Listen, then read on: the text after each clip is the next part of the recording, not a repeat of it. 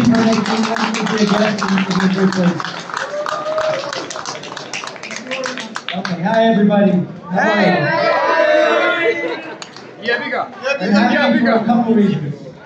First reason, when I'm in the States and I have a speech like this, I have to spend about 20 minutes explaining to people what the fuck Rakija is. I don't have to do that here. Cool.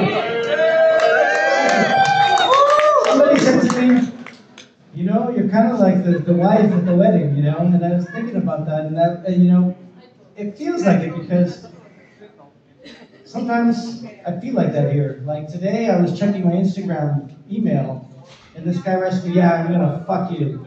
I go, see, you know, it's kind of similar. Anyway, so I'm an American, and I'm involved in Rakija, and I know it's a really strange thing. I'm a little, you know, I feel weird, actually.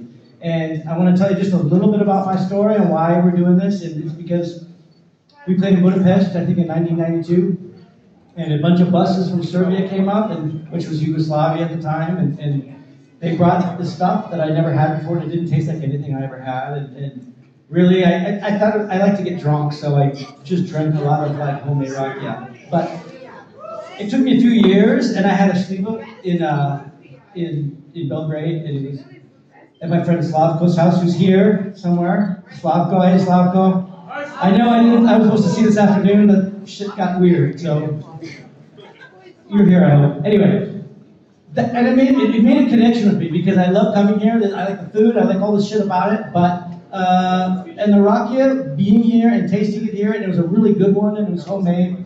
It just clicked, and when I go home, if I miss this place and I couldn't just always fly over here all the time from California, Rakija was kind of a thing that kind of kept me connected to this country. And so I never thought about making Rakija. I never thought about having a Rakija brand. It was just something that I wanted to have because it made me feel like I could be here. And I met a lot of friends from ex-Yugoslavia, and they had the same thing, like, oh yeah, my cousin's coming and he's bringing some Rakija with him. And he was my friend, he'd bring me a bottle too, and it was really a special thing. Because all the Rakija I was getting in the States was just this stuff made in these big factories, and it wasn't the same. And I never thought anything more than that, except that about 5 years ago, I was hanging out in San Francisco, and these guys, who are my neighbors, who are in the spirits world, who know everything about whiskey and tequila, I was drinking at their house, and we were having a good time talking, and they didn't know what Rakija was. They never heard of it before. And I was like, what the fuck? Like, I mean, it's so iconic, you know? And I was thinking, like, man, maybe I should, like, get a good one here and bring one out here. And so I went to a friend who was an importer, and I said, hey, I got this stupid idea. I'm a musician, told me I'm an idiot, you know. But there's this stuff called Rakija, and it's really good, and I want it for me, too, you know? And he's like, oh, you have to do it. I'll help you do it. And that's kind of how this started. Now, this Rakija. The important thing is, I didn't just want to bring Rakija because it's Rakija. I wanted a really good Rakija like I have here, like people make at their house. I didn't want the shit that I could buy in a store that's really cheap, you know. I wanted something that was really the thing that clicked with me. So it was very important that I showed Americans this is actually a proper version that it's supposed to taste like. And part about what is the taste that I was kind of chasing. I hooked up with Jovan and Ivan Arosevich and their father, and they are so meticulous in how they make what they do. It's like they're doing it for the love of the product, like to make the best they can make. And that's what I wanted to introduce back in the States. And that's the thing that like kept me from thinking, I mean, I'm just an American guy and I'm out of my depth to like, this is something really good and it's actually something really important and I think I should bring it to the States. And so the past few years I've been going to places like Missouri, Kansas City, you know, New York, Texas, you know, there are not a lot of Balkan people there, and I'm just kind of explaining what Rakija is, and also going to like some bars and restaurants. In fact, I went with Milza here. In fact, we did a 30-day marathon in San Francisco, and nobody knew Milza. Did anybody know what Rakija was?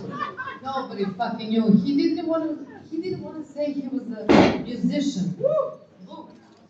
I have to tell Rakija with some guy who's not a musician. Like, that's explaining behind his back. I didn't tell anybody who I was because I thought this spirit is so good. They don't need. I don't want to use my name. I just want to do it.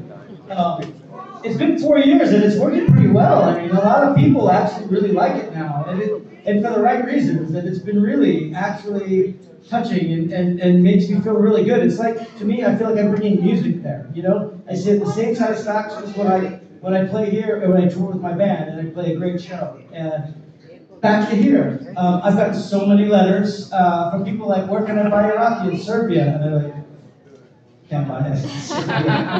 It's for America. And they're like, what the fuck are you talking about? This is the fucking Balkans and I can't buy some fucking Rakija? Where's your farm, you know? And it came to a point, it's like, you know, I really should have it here. So this is what we're doing. We got it here. It got here really, I mean, we just released it last week in Belgrade. This is the second party we've done. I hope you get to try it. I'm really proud of it. It's made really meticulously. The only ingredients are plums and water. The plums are picked at the right time. No cheating. This is a proper Rakija. Natural. It's not common. Thank you.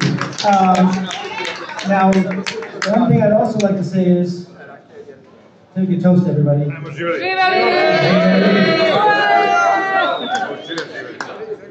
Hvala što sve što I can't say it. I will say it in a couple hours. It doesn't matter. Thank you for everything that you've given me here and how I felt so connected with coming here and that you let me be involved in your culture. Because this is a very important thing and I'm very grateful to do it.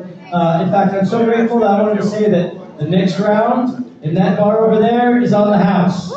Thank you.